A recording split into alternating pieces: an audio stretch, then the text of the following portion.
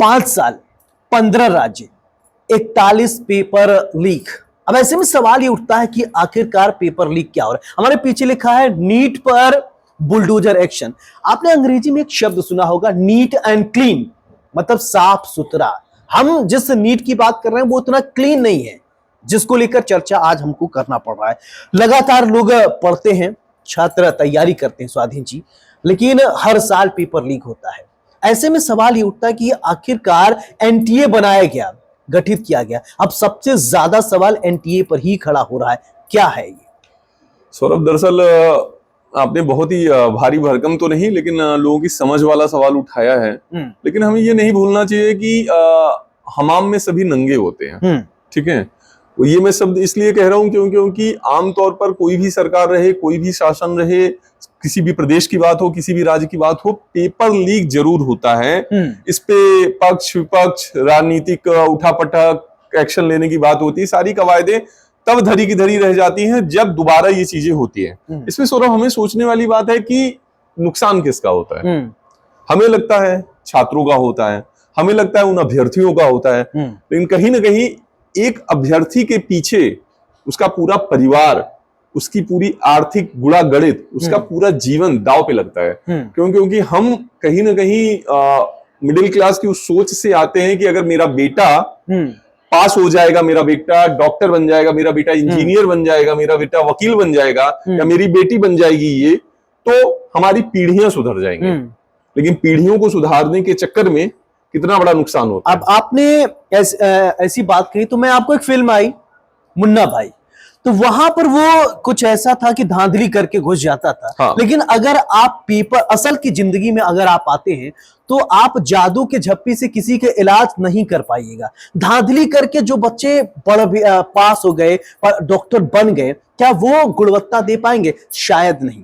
लेकिन अब सवाल ये उठता है कि पेपर लीक को लेकर हमारा जो बुलडोजर एक्शन का मेन मुद्दा है, अब हम देश से नहीं, हम उत्तर प्रदेश में चलते हैं। मुख्यमंत्री योगी आदित्यनाथ एक कानून लेकर आ रहे हैं। उन्होंने साफ तौर पर कहा है कि अगर कोई पेपर लीक करता है या पाया जाता है तो उस पर बुलडोजर एक्शन लिया जाएगा। बुलडोजर बाबा के नाम से वो मशहूर है, लोग जानते हैं।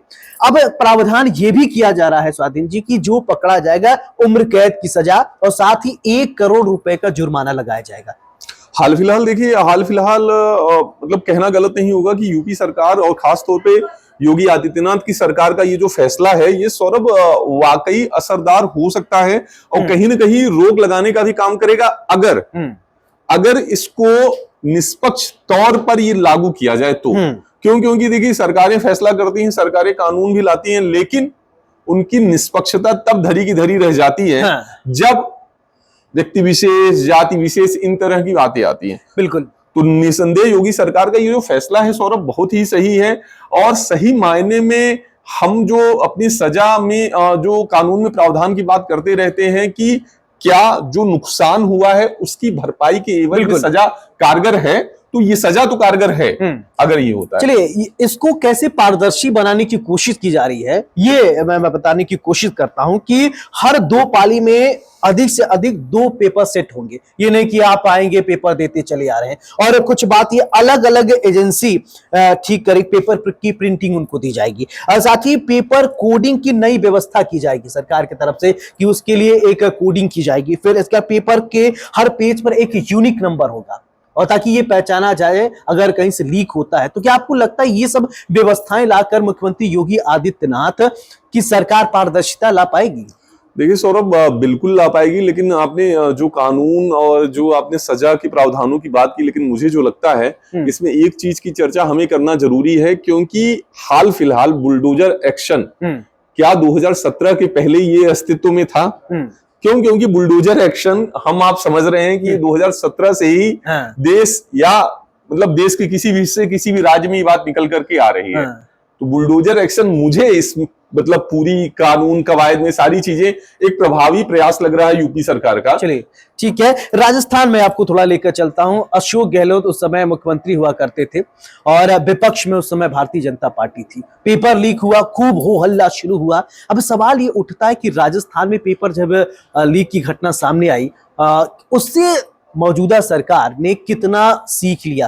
कोचिंग संस्थानों की अगर बात करें तो वो कभी मानते नहीं। ठीक है, आप कोचिंग संस्थान हमारे यहाँ सब्जी मंडी की तरह हो गए हैं। राजस्थान के कोटा में आप जाएंगे, उनको किसी की भावनाओं, फैक्ट्री कही जाती है। हाँ, कोचिंग की फैक्ट्री, उनको किसी की भावनाओं से कुछ भी लेना नहीं है। नीट एंड क्लीन हम बात करते हैं, लेकिन वहां पर कोई क्लीन बात नहीं है, वहां पर नीट कुछ भी नहीं है, वहां गंदगी भरी। यानी पैसा आप दीजिए और इसके बाद आपका रिजल्ट कुछ भी हो। अच्छा, एक सवाल ये उठता है कि साल भर बच्चे तैयारी करते हैं, सभी माँ बाप एक स्थिति नहीं होती है कि कोई कर्ज लेकर, कोई खेत गिरवी रखकर, कोई गहने बेचकर वो अपने बच्चों को पढ़ाते हैं, सूद पे ब्याज लेकर के पैसे। लेकिन सरकार की हम बात नहीं करेंगे, लेकिन कुछ जो जिम्मेदार लोग हैं वो घड़ियाली आंसू बहा देंगे। हम गलती हो गई, हम जांच करेंगे और जांच के बाद रिजल्ट। क्या एक साल जिस बच्चे का बर्बाद हो गया, जिस माँ बाप ने उनको कहीं भी किसी भी शहर में रखते होंगे, हॉस्टल का फीस या फिर पीजी का फीस वो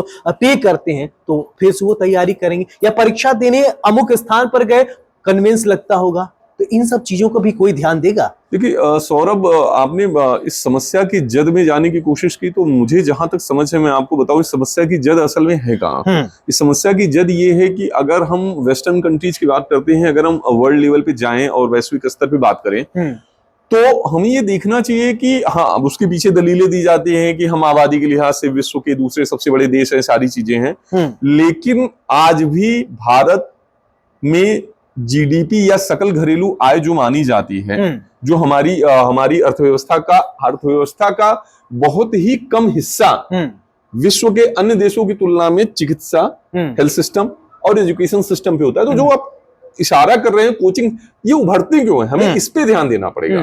क्यों? क्योंकि आज भी हमारा 60% जो एजुकेशन मॉडल है सरकार की या प्रदेश सरकारों की लाख कोशिशों के बावजूद वो प्राइवेट सेक्टर पे डिपेंड हो चुका है। मुझे लगता है कि एनटी, और इसमें मैं आपको बताऊं, ये कहीं ना कहीं एक सवाल बन करके उभरता है कि प्राइवेट सेक्टर गारंटी क्यों बनते जा रहा है। मुझे लगता है कि एनटीए जब बनाया गया पारदर्शिता लाने के लिए, लेकिन अब सबसे ज्यादा सवाल एनटीए पर ही खड़े हो रहे हैं। तो क्या जब शुरुआत में ही सवाल खड़े हुए तो सरकार को चेत नहीं लेना चाहिए था, या जिम्मेदार लोगों को चेतना नहीं चाहिए? तो भैया, बच्चों के भविष्य का बात है, बच्चों के भविष्य के साथ खिलवाड़। कहते हैं ना कि बच्चे देश के भविष्य हैं। ऐसे बातें किताबी रहेंगे क्या, कहने को बड़ी बड़ी बातें, लेकिन उन लोगों की संवेदनाओं को आखिरकार कब समझा जाएगा? तो सौरभ, मैंने आपको वही बताया कि आज भी हम हेल्थ सिस्टम और एजुकेशन सिस्टम पे वर्ल्ड लेवल पे बहुत ही हमारी खराब या सबसे निचली रैंकिंग है जहां पे हम खर्च करते हैं। तो इस बात को हमें समझना पड़ेगा। ये कोई केंद्र सरकार या किसी सरकार की बात नहीं है, ये हमारी सोच की बात है कि क्यों आज हम एजुकेशन सिस्टम में प्राइवेट ऑर्गेनाइजेशंस को हम गारंटी मान चुके हैं। जैसे कि अब मैं आपसे कुछ राज्यों के नाम, 15 राज्यों के नाम मैं पढ़ के बताता हूं कि हो सकता है कि ये सभी लोग जानते हैं कि कहां कहां पेपर लीक हुए। उत्तर प्रदेश, हरियाणा, उत्तराखंड, राजस्थान, मध्य प्रदेश, गुजरात, बिहार, झारखंड, उड़ीसा, महाराष्ट्र, कर्नाटक, तेलंगाना, असम, अरुणाचल प्रदेश, जम्मू कश्मीर। यानी कमोबेश लगातार हर जगह से ये खबरें आ रही हैं। ऐसा नहीं है कि आंख मूंद कर हम विश्वास करें कि नहीं, कभी कभी होता ना, हो गया भाई, आगे से नहीं होगा। लेकिन 15 राज्य आपके सामने उदाहरण है, और वहां पर पेपर लीक हुआ, फिर उसके विषय में नहीं सोचा गया, रोड मैप तैयार नहीं किया गया। अब कुछ सरकार जो है इसलिए ही बैकफुट पे गई कि वैकेंसी नहीं निकल रही। अब वैकेंसी नहीं निकली और फिर इसके बाद पेपर जब निकले भी, तो इस बात की गारंटी नहीं है कि हम पेपर देकर आएंगे, पास हो जाएंगे। पता चला, ऐसी ऐसी घटनाएं भी मैंने देखा है और आप भी देखे होंगे कि परीक्षा केंद्र पर हम पहुंच गए हैं तो पता चला कि पेपर लीक हो गया। अब बताइए कि कोई 200 किलोमीटर से दूर आया है, कोई 500 किलोमीटर दूर से आया है, अब उसको वहां परीक्षा केंद्र पर पहुंचने के बाद 200-500 किलोमीटर की बात नहीं है, लोग राज्यों में आते हैं, दूसरे राज्यों में जा रहे हैं। वहां जाने के बाद अगर सपोज हम हमने भी वो जिंदगी देखी कि सड़कों पर बेचारे सोते हैं, होटल नहीं मिलते, रहने की चीजें, होटल के पैसे नहीं होते हैं, बिल्कुल रेलवे स्टेशन पे सोते हैं, बस स्टैंड पे सोते हैं। ये बहुत संवेदनशील विषय है, इसलिए इस पर चर्चा करने के लिए हमने सोचा कि अब हम बात कर रहे थे नीट पर बुलडोजर एक्शन कैसे होगा। अब उत्तर प्रदेश की अगर बात करें बुलडोजर एक्शन, तो क्या वास्तव में कारगर साबित होगा?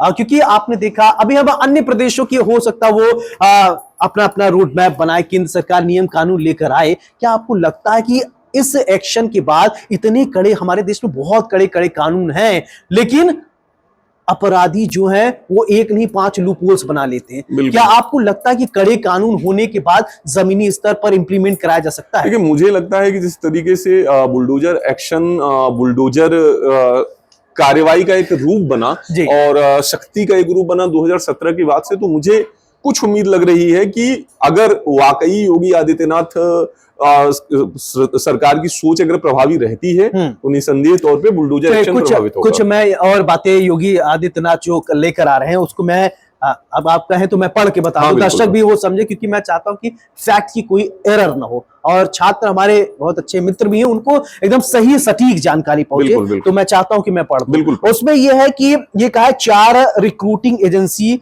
कराएंगी परीक्षा। इसके अलावा होम रीजन में होगी परीक्षा। परीक्षार्थियों में गृह मंडल से बाहर नहीं जाना होगा। दिव्यांगों और महिलाओं के लिए वो कहा जा रहा है कि वो अपने ही जिले में उनका परीक्षा केंद्र बनाया जाएगा और छात्रों की संख्या 4 लाख से ज्यादा होने पर 2 चरणों में परीक्षा कराया जाएगा। यानी 4 लाख हो गए तो 2 चरणों में इसको परीक्षा कराया जाए। मतलब साफ है, उत्तर प्रदेश सरकार ये कह देना चाहती है कि अब परीक्षा पर, नकल पर नकेल पहले की बात है और जीरो टॉलरेंस की बात है। यानी उत्तर प्रदेश में आप रह रहे हैं या कहीं भी, क्या ये मॉडल, रोल मॉडल हो सकता है? मुझे लगता है सौरभ ये रोल मॉडल होगा, क्योंकि इसमें कुछ ऐसी बातों का जिक्र किया गया है जिनसे अभी आपने जिक्र किया कि 500 किलोमीटर दूर जाना, बस स्टैंडों पर सोना। तो कम से कम फिलहाल जो मुझे और चीजें जो आपने बताई विस्तार से, मुझे लग रहा है कि ये बातें छात्रों के हित को ध्यान में रख करके कोई इसी कमरे में नहीं बनाई गए हैं ये नियम, और इन कानूनों का अगर प्रावधान किया गया तो इनको समझ करके किया गया। इस वीडियो के माध्यम से हम छात्रों से भी ये गुजारिश करेंगे, इस वीडियो को आप देखिए, ज्यादा से ज्यादा छात्रों तक पहुंचाइए, क्योंकि ये आपके भविष्य से जुड़ा हुआ मुद्दा है। किसी प्रकार का लाग लपेट हम नहीं किए हैं इस विषय पर चर्चा करने की। मुझे, हम लोगों को पता है एक संवेदनशील प्लेटफॉर्म होने के नाते कि आपके भविष्य का सवाल है। अगर आपके मन में किसी प्रकार की कोई बात हो, कोई सवाल हो, सरकार तक आप पहुंचाना चाहते हैं, शासन प्रशासन तक पहुंचाना चाहते हैं, या अपने एग्जाम पीरियड के दरमियान आपने कोई दिक्कत झेली है, तो हमें कमेंट करके बताएं, ताकि नेक्स्ट सेशन में हम अपने इस वीडियो के माध्यम से आपकी वो बात उठाएं और सरकार तक पहुंचा सके या जिम्मेदार लोगों तक पहुंचा सके। बिल्कुल। तो इस वीडियो को ज्यादा से ज्यादा शेयर करें और हमारे चैनल को सब्सक्राइब करना न भूलें।